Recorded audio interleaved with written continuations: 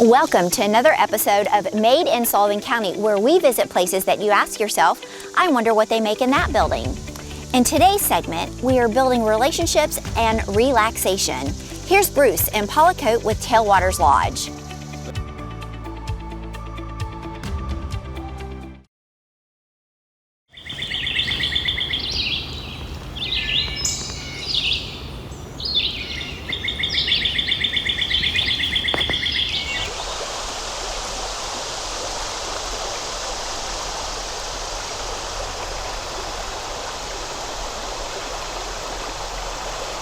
I'm Bruce, and this is my I'm wife. Pollicote. We've been married 37 years, and we're the owners of Tailwaters Lodge.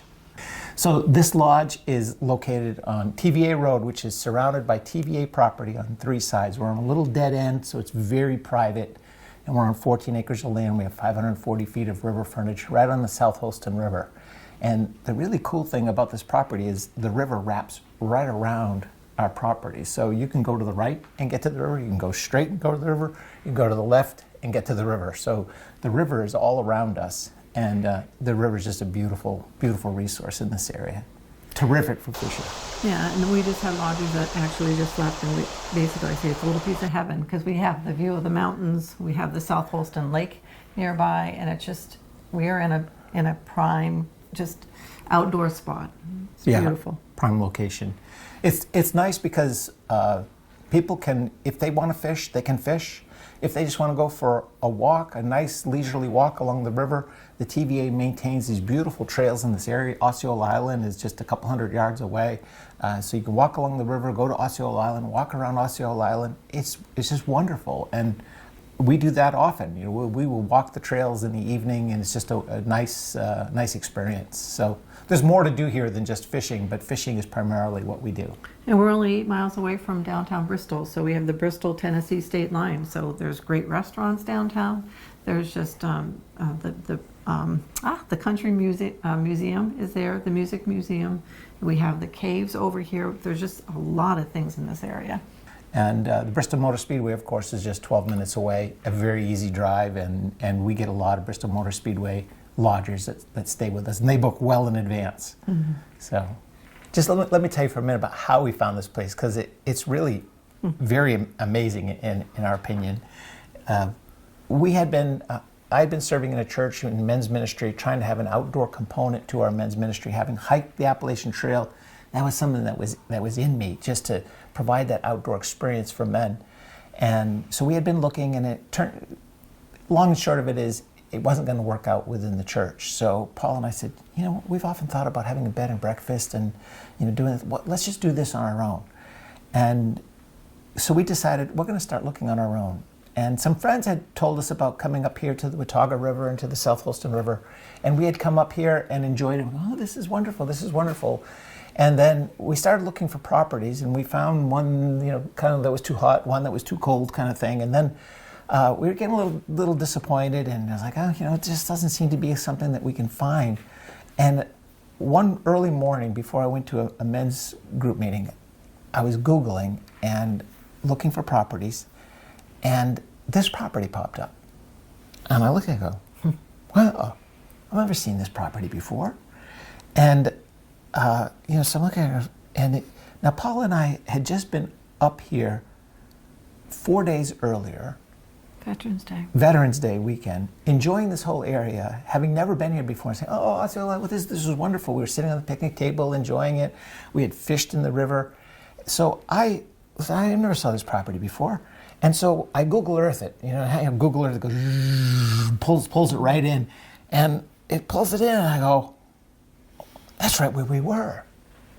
We were right. We were just there 4 days ago. Mm-hmm. We didn't even know this place existed. And how many times local folks say, I didn't know you were back here. Well, we didn't know this was back here. And even though we had just been here. So seeing this for sale, a couple hours later after the meeting, I told Paul, I said, Paula, we had to go look at this property. I said, I think this is it.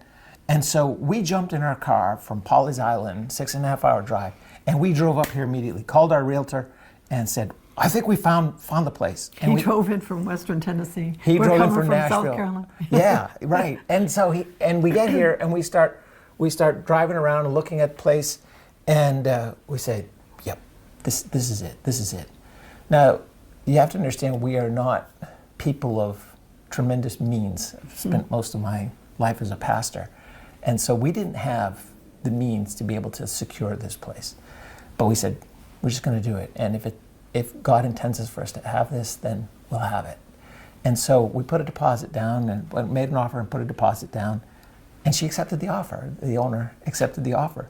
So then we had, 21 days or whatever to secure financing. It's like, okay, so let's see if we can get financing. And long and short of it is, we looked here, we looked there, we asked this person, we asked that person, and we ended up securing some private financing that allowed us to get this. And the realtor, the selling realtor, even had called us and said, if you don't think you can get funding, I just want to let you know that this property, there's some cash buyers that are waiting. And I literally, it's line 69 of our contract says I got until this date to be able to secure financing, so I got another 4 days to do this. And it came through at the very end. And so we were able to secure the financing, and we had put a deposit on it in mid-November. By mid-December of 2020, here we were. And we were beginning our journey. So it was, for us, it was definitely a God thing, and we're just very grateful that we have this place. And we want people to feel that peace when they come, and they want to know God's presence in His creation when they come. Yeah, someone locally said, how did you guys from out of town all of a sudden walk in, get this place like on a fly, and it apparently had been on the market previously, taken off the market. So there was people interested in locally, and they were just like dumbfounded that all of a sudden two outsiders come in and snatch it away. But it was meant to be. It was just meant to be for us to have this. Yeah, it was really remarkable how it came about for us to have this place. So here we are. And we're very happy. We enjoy the area. We just enjoy the people. It's just working out very well. Yeah, so where are we from? We're not, you're right, we're not from this area. But we've been here for 4 years. I grew up in New Hampshire, and I tell people, yes, I parked the car in Harvard Yard. And people look at me like, what did you just say? I parked the car in Harvard Yard. But that's the way I was learned to speak. So anyway, we're not from the South, but we love the South. Paula's from upstate New York, and very similar to New Hampshire, not New York City, upstate New York. This is just a wonderful area. It's a tremendous resource in this area with the mountains, the lakes, the streams. And Paula said South Holston Lake is right here. I mean, you can walk to the dam, and it's a beautiful view. And it's all right here at our fingertips. It's just, the northeastern Tennessee is just a wonderful area. When we come back, Bruce and Paula discuss activities, food options, and how you can do nothing but relax.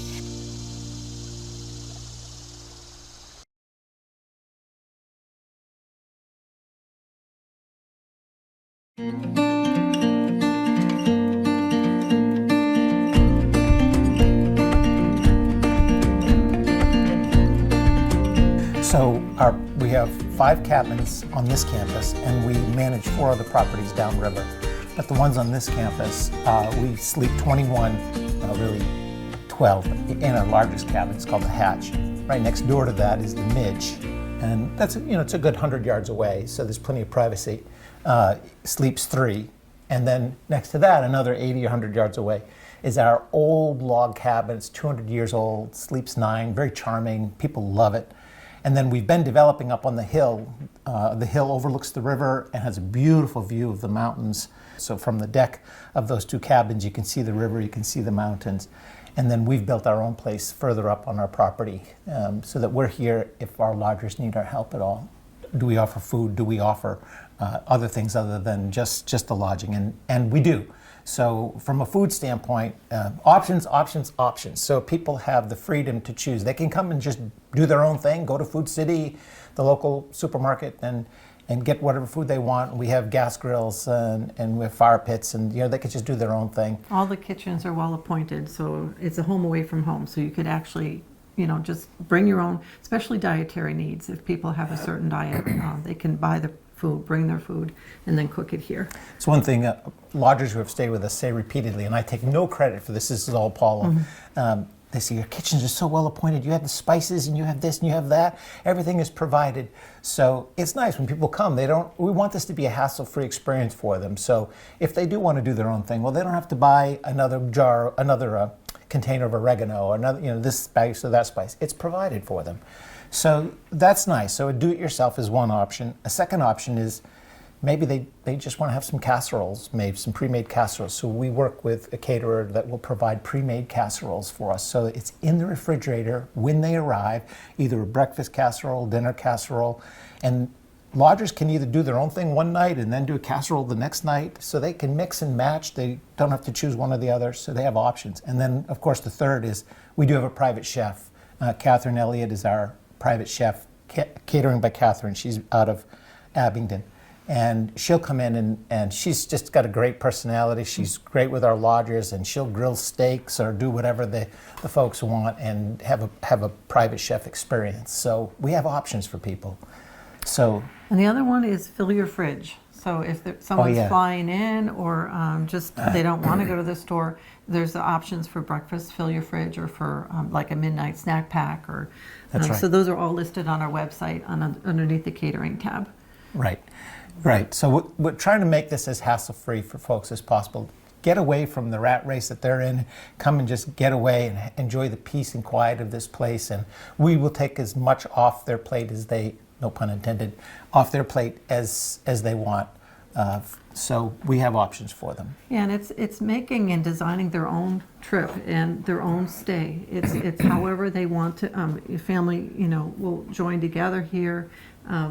Anglers will come with their friends and they'll go on floats. And that's something that we do work with South Holston River Company as a guide service. If someone didn't know, the river or didn't know a guide, we recommend them. But at the same time, if somebody has a relationship with like Trophy Waters or a different guide service, that's all good because it's all relationship building. So again, it's options. So again, we're just trying to provide options for people. And if spouses come and one spouse fishes and the other doesn't, well, they can go fishing while the other goes for hiking or on these trails. And there's also the Appalachian Trail, which is only 7 miles away, which is wonderful to hike. There's some other trails that TVA has here. There's a lot of biking in this area here around Osceola Island. And there's the bike trail, 4.5 mile TVA bike trail is basically just on the other side of the river from us. So a lot of options, a lot of things for people to do. And that's what we want people to know is, look, you can come here and enjoy whatever you enjoy. But it's an outdoor experience, and that's what we want. We want people to have an outdoor experience. Just come and enjoy themselves outdoors. In addition to the fishing, of course, and the hiking and the biking and the boating on the lake is birding, just coming and enjoying the birds. Osceola Island has buffleheads that migrate here from, I think they migrate from as far as Alaska. Buffleheads are the coolest little ducks, little white and black little ducks that are divers. Paula says they look like marshmallows. They pop up out of the water and they pop up.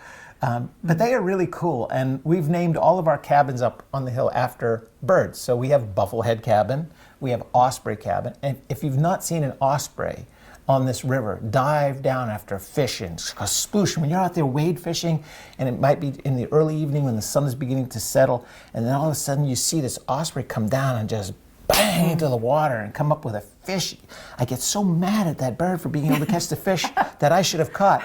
But no, nevertheless, it's wonderful. And of course, bald eagles, and you'll see bald eagles that will bother the osprey to the point where it will finally drop the fish, and eagles often hunt that way. They'll just follow around an osprey, let the osprey do the hunting, and then they'll steal the fish from the osprey.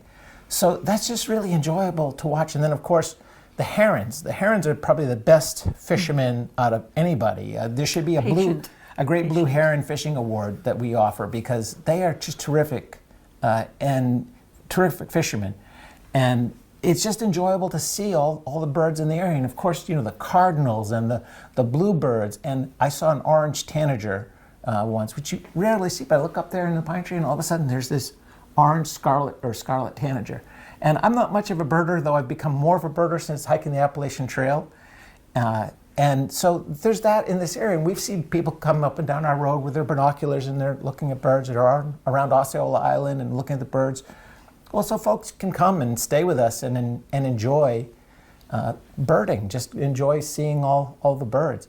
In the morning time, especially this time of year, out in front on this cabin, you sit out there in the morning with a cup of coffee, and there's just this cacophony of sound in the forest. All these birds, it's just wonderful. And I've been listening to a turkey gobbling across the river every morning and sometimes in the afternoon. So it's wonderful. After the break, an Appalachian Trail experience of a lifetime. You're watching Made in Sullivan County on Power 7.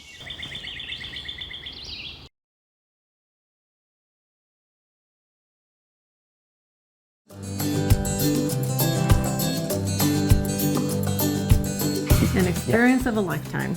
On for the sure. Appalachian Trail, yeah. On the trail. We did it in 5 months. 11. Well, this is 11 years.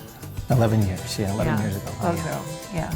And I think on the trail it was kind of like we were ready, we were done, and I never thought that we would ever do it again. But after coming off the trail, it's like I could do it again. I could do it again. It was definitely an interesting experience. We hiked in the rain, the snow, blizzard, just all temperatures, and just that saying, no rain, Yep, No rain, got no that pain, one. no main. No rain, no pain, no main. Yeah. Yeah. So I mean, the trail starts in Georgia here, and as Springer Mountain is the southern terminus, and the northern terminus is Mount Katahdin in Maine. Latitudinally, that's north of Montreal. I mean, it is 2,184 miles, and I had a big old beard and long hair. I looked like a mountain man, and I loved it. We both lost so much weight hiking the trail, and it was life transforming just to be outdoors, to enjoy the beauty and the peacefulness of outdoors, to listen to the birds, to enjoy the quietness and the peace, the sounds of the night when we're sleeping in our tent. We started sleeping better in our tent than when we got to a hotel room or motel room. We couldn't sleep because of the sounds, because of the noises. It just wasn't as comfortable for us. So it was a life-transforming experience, and that's one of the reasons why we have this place today, is we want people to enjoy the outdoors. Get out of the boardroom, get out of your cubicle, get away from your computer, come on out here and do something. So that's a real motivation for us, and hiking the Appalachian Trail was transformational for us. It really changed our outlook on things. And you know, we weren't long-distance hikers. We had never really done this. We were both in our 50s at the time. And we said, yeah, let's do this. Let's do it. If we don't do it now, we're never going to do it. So we did it. And wow, pretty cool. Yeah, we met some nice people along the way, and just memorable. I mean, there's days like we'll think about what day it was today versus on the trail and compare the weather. So it's definitely something that has stuck with us. And for those people that are on the trail now, it's great experience. You just have to keep on going, Right. Because it gets tough. Yeah, it was not easy. We hiked through snowstorms. April 23rd here at White Top Mountain, snowstorm. It snowed all day. It was a blizzard experience. And then monsoon rains. We're looking for the trails. Like, where's the trail? And then we realized the trail is a river of water. It's like, that's the trail. So it was wild at times. It was absolutely wild. But, you know, that's what makes the experience also.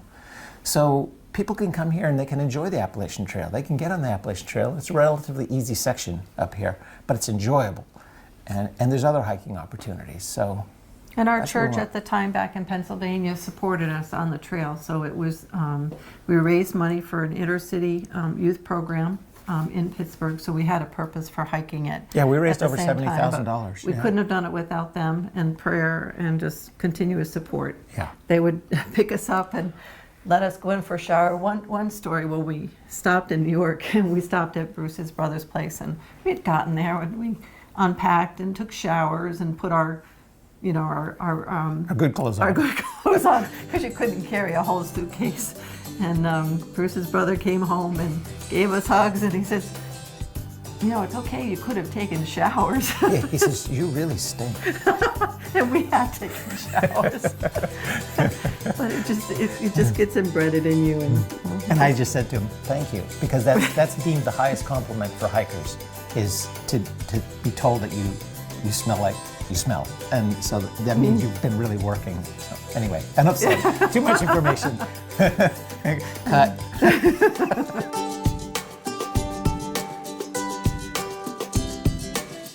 When we come back, Bruce and Paula explain why locals want to stay close to home, but not too close.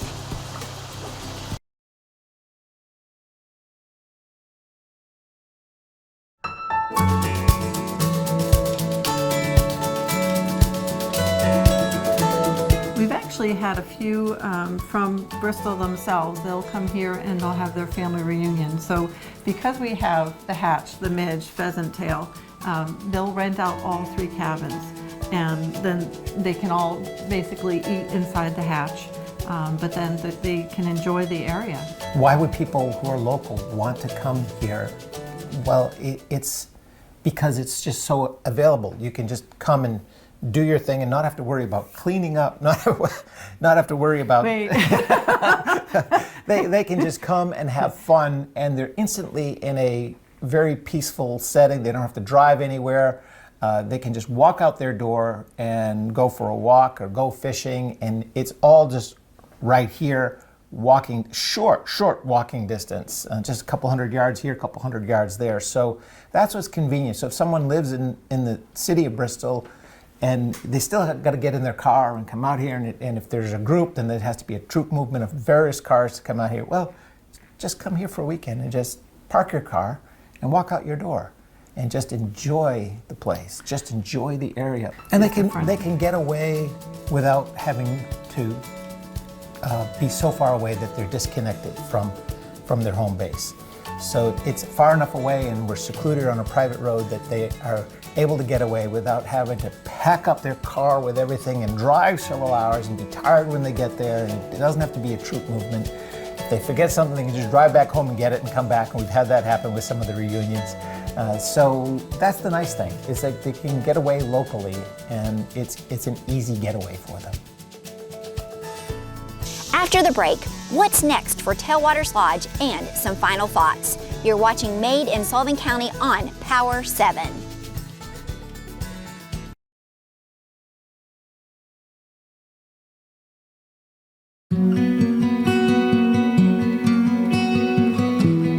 Bruce is my visionary.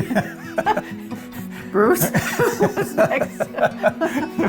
So I mentioned briefly that this cabin, which is right outside this gift shop here where we're located, sleeps 21, but what we're going to do is add a 4-bedroom addition to it and then tear down a wall to make a big open area so that groups can get together. We want to be able to do spiritual retreats, corporate retreats. We want groups to be able to come and enjoy a meal together, enjoy time together.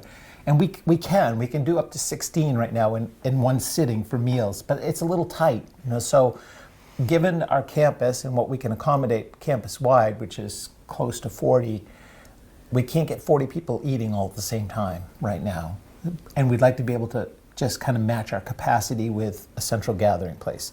So that's on our radar to accomplish in the next 12 months. In addition, we have 2 more cabins that we want to build up on the hill. We're approved by the county to do that. And one's going to be a 3-bedroom and a 2-bedroom. So we're going to be finish developing the hill. And then we don't want to overdevelop this spot. We think that that's enough. That'll keep us, keep this campus full. And that's what's in our sights right now to accomplish.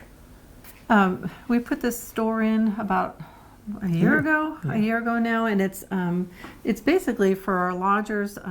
We have things for fishing, for basic needs for being on the water for our fly fishermen, and then trying to support the local businesses through the Bristol Grill. The gentleman who does the stickers, he's local.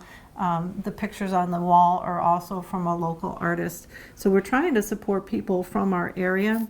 Right. At the same time of giving options for people to come in to buy a little gift. We're not trying to compete against, the area fly shops or anything. It's just mostly just a little bit of something for our lodgers. We are Tailwaters Lodge, but at the same time, we're also Quiet Waters. Yeah, Quiet Waters Ministry. So that's the nonprofit side of this. So we want to be available for churches to come to be able to have their retreats and be able to have that getaway experience for their church. So whether it's a church board or whether it's a men's group or women's group, have a couples retreat, they can come and provide their own content and do their own thing. If they would like me to do it, I can certainly provide that content as a pastor. But to know that that's available, that's what we want this property to be known for and to be used for, is that type of spiritual impact in people's lives. Yeah, I would say come give it a try. Think about for anyone who's watching this now, I would say think about your life right now, how busy it is, how harried it is, how crazy, how difficult it is for you to unplug. But to ask you, think about how important it is to have that getaway, even if it's just for a couple of days, to be able to get away, to be able to just relax and just listen to the birds and go for a walk and catch a few fish and just enjoy yourself and just relax. We live in such a busy, busy world, and I'm guilty of it myself. People ask me, oh, do you do some fly fishing? Well, I used to, and then I bought a fishing lodge. It's like I never have time any longer.